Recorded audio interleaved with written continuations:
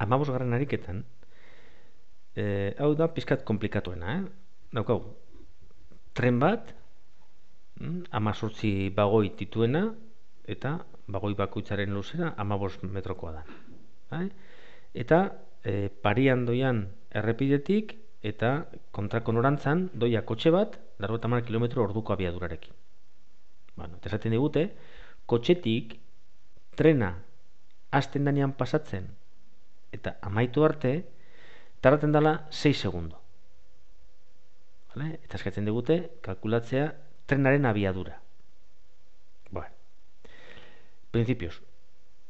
Trenaren luzera, kalkulatzea ondo gongo zan, 6 segundu tardaten denez, bere bigi aurretik pasatzen tren osoa, oran joango ze distantzia dan.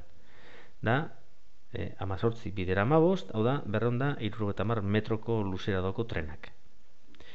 Kotxearen abiadura da, 80 km orduko, eta hemen metrotan eta kilometro orduko eta unitate arazoa ditugu. Fizikan ikusiko duzue, gauzerik eta zaindu behar den, gauzerik eta importantena dala unitateak. Beraz, bihurtuko ditugu kilometro orduko hauek, metro segundukoak. Gero, segundutan emoten dabe denbora hemen bebai. Eta dagoagu, 80, kilometro bat 1000 metro direnez, eta ordu bat 3600 segundu direnez, dagoagu, 80 bider 1000, zati 3600. Total, guztira, 25 metro segunduko. Vale?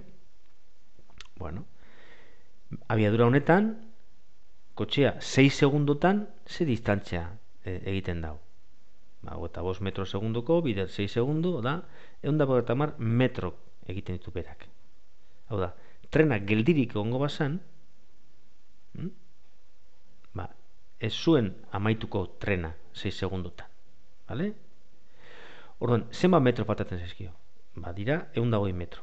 120 metro horiek dira trenak egin behar dituenak 6 segundotan. Vale? Kotxeak egin ditu 150 metro. Eta trenak egin behar ditu beste 120 metroak. 120 metro 6 segundotan dira 20 metro segunduko. Hori da trenak daraman abiadura. Hori, hasierako abiadura kilometro orduko unitatean egin dutenez, abiadura guztiak emango duguz unitate horretan kilometro orduko. Eta da, metro kilometrotara pasatzeko, zati 1000 egin behar dugu, eta zati segundu orduko bider 3600. Lehen egin dugun kontrakoa. Beraz, 20 bider 3600, zati 1000. Hau da, 72 kilometro orduko.